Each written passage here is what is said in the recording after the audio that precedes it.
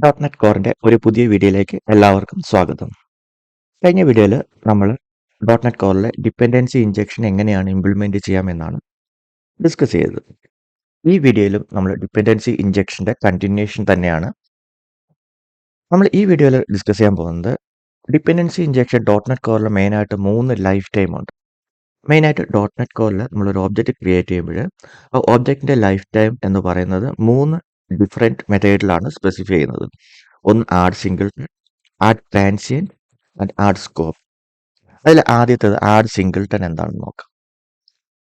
Add singleton എന്ന് വെച്ച് കഴിഞ്ഞാൽ നമ്മൾ ഒരു ഒബ്ജക്റ്റ് ക്രിയേറ്റ് ചെയ്ത് കഴിഞ്ഞാൽ ത്രൂ ഔട്ട് ദ ആപ്ലിക്കേഷൻ നമ്മൾ ആദ്യം ക്രിയേറ്റ് ചെയ്ത ഒബ്ജക്റ്റ് തന്നെയായിരിക്കും യൂസ് ചെയ്യുന്നത്. നമുക്ക് ഇതിന്റെ ഒരു എക്സാമ്പിൾ നോക്കാം. കഴിഞ്ഞ വീഡിയോയിൽ കണ്ട സെയിം എക്സാമ്പിൾ തന്നെയാണ്. നമുക്ക് ഇവിടെ ഒരു പുതിയ ഫോൾഡറോടെ ഞാനൊരു മോഡൽസ് എന്ന് പറഞ്ഞൊരു ഫോൾഡറോടെ ക്രിയേറ്റ് ചെയ്യുന്നു. ഞാൻ ഇതിനകത്തൊരു മോഡൽ ആഡ് ചെയ്യുന്നു.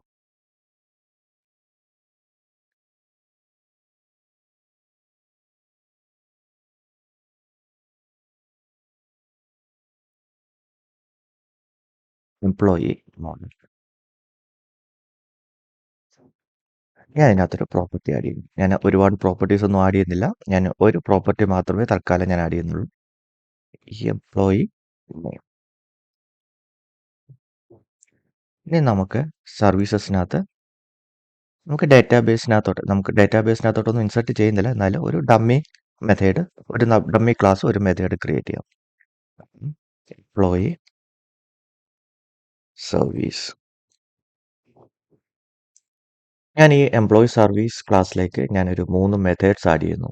ആദ്യത്തെ മെത്തേഡ് എന്ന് പറയുന്നത് എംപ്ലോയീസിന്റെ കൗണ്ട് എടുക്കാൻ. എംപ്ലോയീസ് എന്താണ്? ഞാനിവിടെ ഒരു ലിസ്റ്റ് വേരിയബിൾ ക്രിയേറ്റ് ചെയ്തിട്ടുണ്ട്. അതിനകത്തേക്ക് ഞാൻ 3 എംപ്ലോയീസിനെ ആഡ് ചെയ്തിട്ടുണ്ട്. അപ്പം എംപ്ലോയി ലിസ്റ്റ് ഇതിനകത്തുള്ള കൗണ്ട് റിട്ടേൺ ചെയ്യാനുള്ള മെത്തേഡാണ് ആദ്യത്തേത്. രണ്ടാമത്തെ മെത്തേഡ് എന്ന് പറയുന്നത് ഇതിനകത്തുള്ള എംപ്ലോയീസിന്റെ ലിസ്റ്റ് റിട്ടേൺ ചെയ്യാനുള്ള ഒരു മെത്തേഡ്. മൂന്നാമത്തേതെന്ന് പറയുന്നത് ഈ ലിസ്റ്റിനകത്തേക്ക് ഞാനൊരു എംപ്ലോയിയുടെ നെയിമും കൂടെ ഒരു എംപ്ലോയിനെയും കൂടെ ആഡ് ചെയ്യാനുള്ള മെത്തേഡ്. അപ്പോൾ 3 മെത്തേഡാണ് എനിക്ക് ഈ സർവീസ് ക്ലാസ്സിനകത്തുള്ളത്. ഓക്കെ, അപ്പോൾ നമുക്ക് ഡിപ്പെൻഡൻസി ഇഞ്ചക്ഷൻ വേണമെങ്കിൽ നമുക്ക് ആദ്യം എന്താ വേണ്ടത്? ഈ എംപ്ലോയി സർവീസിന് അഗേൻസ്റ്റ് നമുക്കൊരു ഇന്റർഫേസ് വേണം. നമുക്കൊരു ഇന്റർഫേസ് കൂടെ ക്രിയേറ്റ് ചെയ്യാം.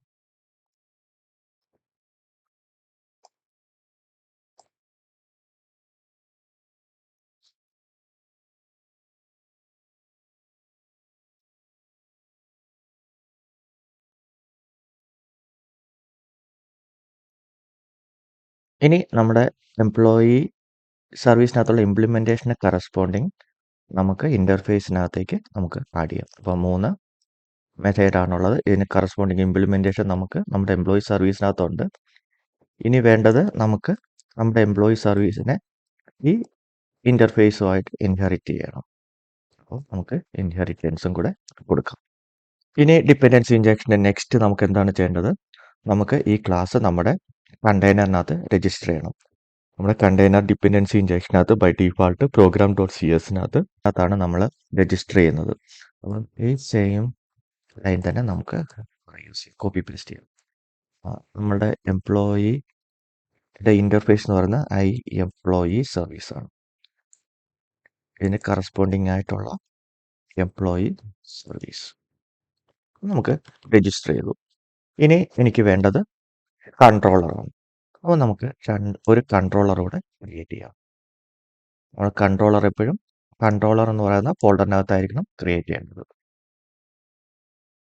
നമുക്കൊരു empty കൺട്രോളർ ക്രിയേറ്റ് ചെയ്യാം.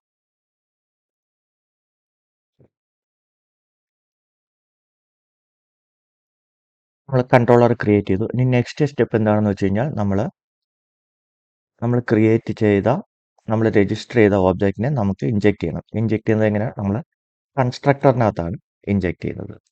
അപ്പോൾ ഞാനൊരു ഒരു പ്രൈവറ്റ് വേരിയബിൾ നമ്മൾ ക്രിയേറ്റ് ചെയ്തു നമ്മുടെ ഇന്റർഫേസിന് അഗൻസ്റ്റ്. എന്നിട്ട് നമ്മൾ ക്രിയേറ്റ് ചെയ്ത ഓബ്ജക്റ്റ് നമ്മുടെ കൺസ്ട്രക്ടറിനകത്തേക്ക് ഇഞ്ചെക്ട് ചെയ്തിട്ട് നമ്മുടെ പ്രൈവറ്റ് വേരിയബിളിനകത്തേക്ക് ആ വരുന്ന ഓബ്ജക്റ്റ് നമ്മൾ അസൈൻ ചെയ്ത് വെച്ചു. ഇനി നമ്മൾ സർവീസസിനകത്ത് നമ്മൾ 3 മെത്തേഡ് എഴുതിയിട്ടുണ്ട്. ഈ 3 മെത്തേഡിനെ നമുക്ക് കൺട്രോളറിൽ നമുക്ക് കോൾ ചെയ്യാം. അപ്പം ഞാൻ 3 മെത്തേഡ് ഞാൻ കൺട്രോളറിൽ എഴുതിയിട്ടുണ്ട്. ഇവിടുത്തെ ഓബ്ജക്റ്റ് എന്ന് പറയാൻ നമ്മൾ ഇഞ്ചെക്ട് ചെയ്യുന്ന ഓബ്ജക്റ്റ് ഡോട്ട് നമ്മളെ സർവീസിനകത്തുള്ള മെത്തേഡിനെ കോൾ ചെയ്തേക്കാണ്. ആദ്യത്തേത് get employee count, get employee list. അതുപോലെ തന്നെ ഞാൻ ആഡ് ചെയ്തിട്ട് വീണ്ടും ലിസ്റ്റിനെ ഞാൻ ഒന്നുകൂടെ റിട്ടേൺ ചെയ്യുന്നു. നമുക്ക് ആപ്ലിക്കേഷൻ ഒന്ന് റൺ ചെയ്യാം. നമുക്ക് 3 മെത്തേഡിലും ഡീബഗറൂടെ കൊടുക്കാം. നമ്മുടെ ആപ്ലിക്കേഷൻ നമുക്കിവിടെ റൺ ആയിട്ട് വന്നിട്ടുണ്ട്. ഞാൻ ഇവിടെ ക്രിയേറ്റ് ചെയ്തത് ഒരു API പ്രോജക്റ്റ് ആണ്. അപ്പോൾ API പ്രോജക്റ്റിന് UI ഇല്ലാത്തതുകൊണ്ടാണ് നമ്മൾ സ്വാഗറിനകത്ത് റൺ ചെയ്യുന്നത്. സ്വാഗർ .NET കോറിൽ ഇൻബിൽറ്റ് ആയിട്ടുണ്ട്.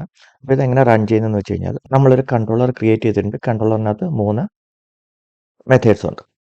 ഇത് റൺ ചെയ്യാനായിട്ട് നമ്മളുടെ സ്വാഗറിനകത്ത് കൺട്രോളറിൻ്റെ പേരും 3 മെത്തേഡും ഉണ്ട്. അത് റൺ ചെയ്യാൻ ജസ്റ്റ് സെലക്ട് ചെയ്യുക, റൈറ്റ് ഔട്ട് കൊടുക്കുക, എക്സിക്യൂട്ട്. അപ്പം ആദ്യത്തേത് നമുക്ക് ഡീബഗർ ഹിറ്റ് ആയിട്ടുണ്ട്. നമുക്ക് നോക്കാം. അപ്പം എംപ്ലോയിയുടെ നമ്മൾ ഓബ്ജക്റ്റ് ക്രിയേറ്റ് ചെയ്തിട്ട് നമ്മൾ ഇൻജെക്ട് ചെയ്തേക്കുന്ന സെയിം എംപ്ലോയിയുടെ ഓബ്ജക്റ്റ് തന്നെയാണ്. ആദ്യമേ അത് കൗണ്ട് എടുക്കും. അപ്പോൾ നമുക്ക് കൗണ്ട് എത്രയാണ് കിട്ടിയേക്കുന്നത്? 3 ആണ് കിട്ടിയേക്കുന്നത്. ആ 3 എന്ന് വരാൻ കാരണം എന്താണ്? നമ്മുടെ കൗണ്ട് 3 വരാൻ കാരണം നമ്മൾ അതിൻ്റെ ഇംപ്ലിമെൻറ്റേഷനിൽ പോവുകയാണെങ്കിൽ എംപ്ലോയീസിൻ്റെ കൗണ്ട്, എംപ്ലോയീസ് നമ്മൾ ഓൾറെഡി ഇവിടെ 3 എംപ്ലോയീസ് ബൈ ഡീഫോൾട്ട് ആഡ് ചെയ്തിട്ടുണ്ട്. അപ്പോൾ അതുകൊണ്ടാണ് നമുക്ക് കൗണ്ട് ഇപ്പം 3 വന്നേക്കുന്നത്. ഇനി നമുക്ക് രണ്ടാമത്തെ മെത്തേഡ് ആ എംപ്ലോയീസിൻ്റെ ലിസ്റ്റിനെ റിട്ടേൺ ചെയ്യാനുള്ളതാണ്. നമുക്കതും കൂടെ ഒന്ന് എക്സിക്യൂട്ട് ചെയ്യാം. എക്സിക്യൂട്ട് ചെയ്യുമ്പോൾ അപ്പം ആ സെയിം ഓബ്ജക്റ്റ് തന്നെയാണ് ഇവിടെ നമ്മൾ യൂസ് ചെയ്യുന്നത്. നമുക്കൊന്ന് റൺ ചെയ്യാം. അപ്പോൾ ഇത് നമ്മൾ ആഡ് സിംഗിൾട്ടൺ ആണ് യൂസ് ചെയ്തേക്കുന്നത്. അപ്പോൾ ആഡ് സിംഗിൾട്ടൻ്റെ പ്രത്യേകത നമ്മുടെ ആപ്ലിക്കേഷൻ ഫുള്ളായിട്ട് ഒരു സിംഗിൾ ഒബ്ജക്റ്റ് തന്നെയായിരിക്കും നമ്മൾ യൂസ് ചെയ്യുന്നത്. അപ്പോൾ ഇവിടെ നമ്മൾ ക്രിയേറ്റ് ചെയ്തേക്കുന്ന എംപ്ലോയീസിൻ്റെ ലിസ്റ്റ് നമുക്കിവിടെ കിട്ടും. ഇനി ഒരു മെത്തേഡ് കൂടെ ഉണ്ട്, ആഡ് എംപ്ലോയി എന്നുള്ളത്. നമുക്ക് അതും കൂടെ ഒന്ന് ട്രൈ ചെയ്യാം. ഞാൻ ഒരു എംപ്ലോയിനെ ഞാനിവിടെ ആഡ് ചെയ്യുന്നു. നമുക്കൊന്ന് എക്സിക്യൂട്ട് ചെയ്യാം. അപ്പം നമുക്ക് ഇപ്പം എംപ്ലോയിൻ്റെ ഒരു ഒബ്ജക്റ്റ് ഉണ്ട്. നമ്മളതിനകത്ത് നോക്കുകയാണെങ്കിൽ 3 കൗണ്ട് ഉണ്ട്. അതായത് നമ്മൾ നേരത്തെ യൂസ് ചെയ്ത എംപ്ലോയിൻ്റെ സെയിം ഒബ്ജക്റ്റ് തന്നെയാണ് നമ്മളിവിടെ ഇപ്പോഴും യൂസ് ചെയ്യുന്നത്. അതുകൊണ്ടാണ് നേരത്തെ എംപ്ലോയീസിൻ്റെ കൗണ്ട് നമുക്കിവിടെ കിട്ടുന്നത്. നമുക്കിത് റൺ ചെയ്യാം.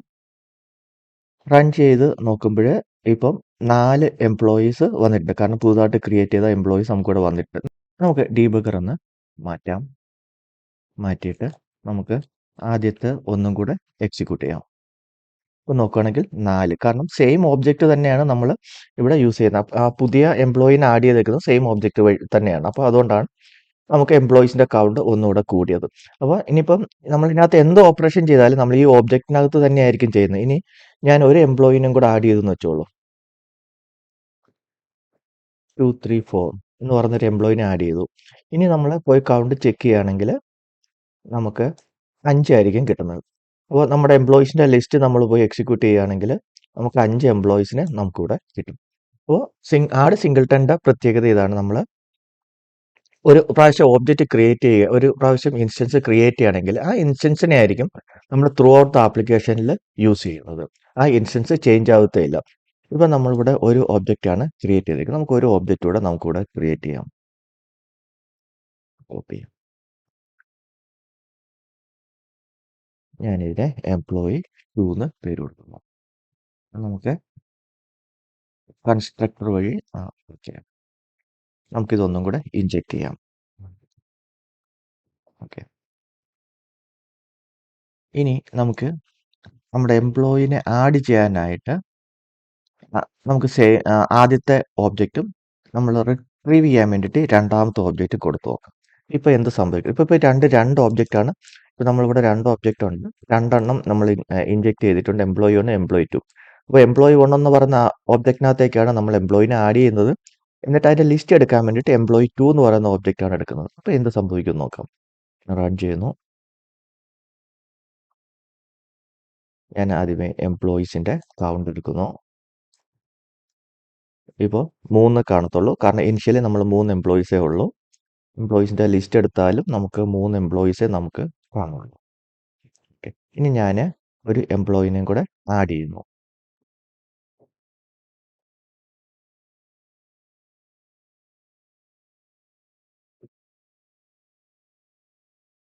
ഇപ്പം നോക്കിയേ, ഇപ്പം 4 എംപ്ലോയീസിൻ്റെ ഡീറ്റെയിൽ കൂടെ കിട്ടി. ഞാൻ രണ്ടാമത് വേറൊരു ഓബ്ജക്റ്റ് ആണെങ്കിലും നമ്മൾ ആഡ് സിംഗിൾട്ടൺ വെച്ചിട്ടാണ് നമ്മൾ ഓബ്ജക്റ്റ് ക്രിയേറ്റ് ചെയ്തേക്കുന്നത്. അതുകൊണ്ട് തന്നെ നമ്മൾ through out the application single object മാത്രമേ യൂസ് ചെയ്യൂ. നമ്മളിപ്പം മൾട്ടിപ്പിൾ ഒബ്ജക്റ്റ് ക്രിയേറ്റ് ചെയ്താലും നമുക്ക് ആ ഒരു ഒബ്ജക്റ്റ് മാത്രമേ നമുക്കവിടെ ക്രിയേറ്റ് ആവുന്നുള്ളൂ.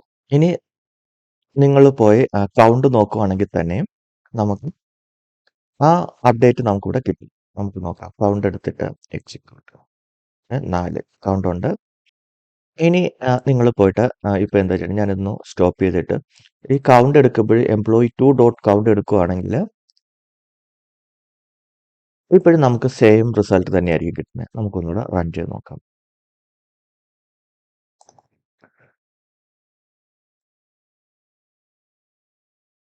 റൈറ്റ് ഔട്ട് എക്സിക്യൂട്ട് നമുക്ക് 3 കിട്ടി. ഇനി ഞാൻ ഒരു എംപ്ലോയിനെയും കൂടെ ആഡ് ചെയ്യുന്നു. ഞാനൊരു എംപ്ലോയിനെ ആഡ് ചെയ്തു. ഇപ്പം ഇനി വന്നിട്ട് ഞാൻ കൗണ്ട് എത്രയുണ്ടെന്ന് ചെക്ക് ചെയ്യുകയാണെങ്കിൽ 4 കൗണ്ട് ആയിരിക്കും. അപ്പം ആഡ് സിംഗിൾട്ടൺ വെച്ചിട്ട് നമ്മൾ ഡിപ്പെൻഡൻസി ഇഞ്ചക്ഷൻ രജിസ്റ്റർ ചെയ്യുകയാണെങ്കിൽ നമ്മുടെ ത്രൂ ഔട്ട് ദ ആപ്ലിക്കേഷൻ ഒരു സിംഗിൾ ഒബ്ജക്റ്റ് മാത്രമേ ഉണ്ടാവുള്ളൂ. അപ്പം ഒബ്ജക്റ്റ് ലൈഫ് ടൈം എന്ന് പറയുന്നത് ത്രൂ ഔട്ട് ദ ആപ്ലിക്കേഷൻ ആയിരിക്കും. അപ്പോൾ .NET കോറിലെ ആഡ് സിംഗിൾട്ടൺ എല്ലാവർക്കും മനസ്സിലായെന്ന് വിചാരിക്കുന്നു. അപ്പോൾ ഞാൻ ഒന്നുകൂടി പറയാം. നമ്മൾ ആഡ് സിംഗിൾട്ടൺ വെച്ചിട്ട് നമ്മൾ നമ്മളുടെ ഇൻസ്റ്റൻസ് ക്രിയേറ്റ് ചെയ്യുകയാണെങ്കിൽ സെയിം ഇൻസ്റ്റൻസ് ആയിരിക്കും നമ്മളുടെ ആപ്ലിക്കേഷൻ ത്രൂ ഔട്ട് യൂസ് ചെയ്യുന്നത്. നമ്മൾ ആദ്യം ക്രിയേറ്റ് ചെയ്യുന്ന ഒബ്ജക്റ്റ് തന്നെയായിരിക്കും throughout the applications share ചെയ്യുന്നത്. അത് എത്ര റിക്വസ്റ്റ് വന്നാലും ആ സെയിം ഒബ്ജക്റ്റ് തന്നെയായിരിക്കും ആപ്ലിക്കേഷൻ മുഴുവനും അത് ഷെയർ ചെയ്യുന്നത്. അതായത് ഞാനിപ്പം ആദ്യമേ ഒരു റിക്വസ്റ്റ് ഞാൻ റേസ് ചെയ്യുമ്പോൾ ഞാനിപ്പോൾ ആഡ് എംപ്ലോയി എന്ന് പറയുന്ന ഒരു റിക്വസ്റ്റ് ആണ് ഇവിടെ കൊടുക്കുന്നത്. അപ്പം ഞാനൊരു എംപ്ലോയിനെ ഞാൻ ആഡ് ചെയ്ത് കഴിഞ്ഞാൽ ആദ്യമേ ഫസ്റ്റ് റിക്വസ്റ്റ് വരുമ്പം തന്നെ നമ്മുടെ ഈ ആപ്ലിക്കേഷൻ ഫസ്റ്റ് റിക്വസ്റ്റ് വരുമ്പോൾ തന്നെ ഒരു ഒബ്ജക്റ്റ് ക്രിയേറ്റ് ചെയ്യുകയും ആ ഒബ്ജക്റ്റ് തന്നെയായിരിക്കും ത്രൂ ഔട്ട് ദ ആപ്ലിക്കേഷൻസ് നമുക്ക് യൂസ് ചെയ്യുന്നത്. ഇപ്പോൾ ആഡ് എംപ്ലോയി എന്ന് പറയുന്ന മെത്തേഡ് വിളിച്ചപ്പോൾ ഇവിടെ ഓൾറെഡി ഒരു ഒബ്ജക്റ്റ് ക്രിയേറ്റ് ചെയ്തു. ഇനി ഈ ഒബ്ജക്റ്റ് തന്നെയായിരിക്കും throughout the application share ചെയ്യുന്നത്.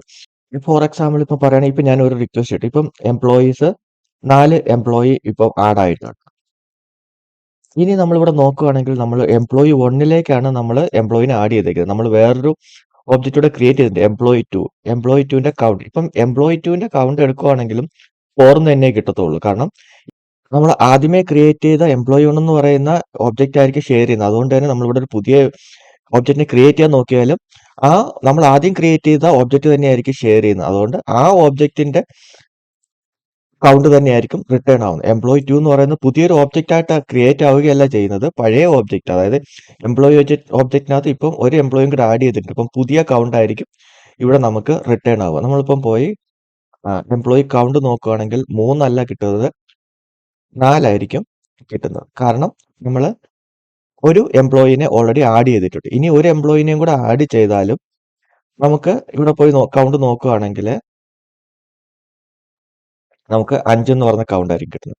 അതായത് throughout the applications once application ഒരു ഒബ്ജക്റ്റ് ക്രിയേറ്റ് ചെയ്ത് കഴിഞ്ഞാൽ ആ ഒബ്ജക്റ്റ് തന്നെയായിരിക്കും throughout the application share ചെയ്യുന്നത്. അതാണ് ആഡ് സിംഗിൾട്ടൺ കൊണ്ട് ഉദ്ദേശിക്കുന്നത്. അപ്പോൾ ഇത്രയുമാണ് ആഡ് സിംഗിൾട്ടനെ പറ്റി നമുക്ക് ഡിസ്കസ് ചെയ്യാനുള്ളത്. നെക്സ്റ്റ് ക്ലാസ്സിൽ നമുക്ക് ആഡ് സ്കോപ്പും ആഡ് ട്രാൻസിയൻറ്റും എന്താണെന്ന് നോക്കാം.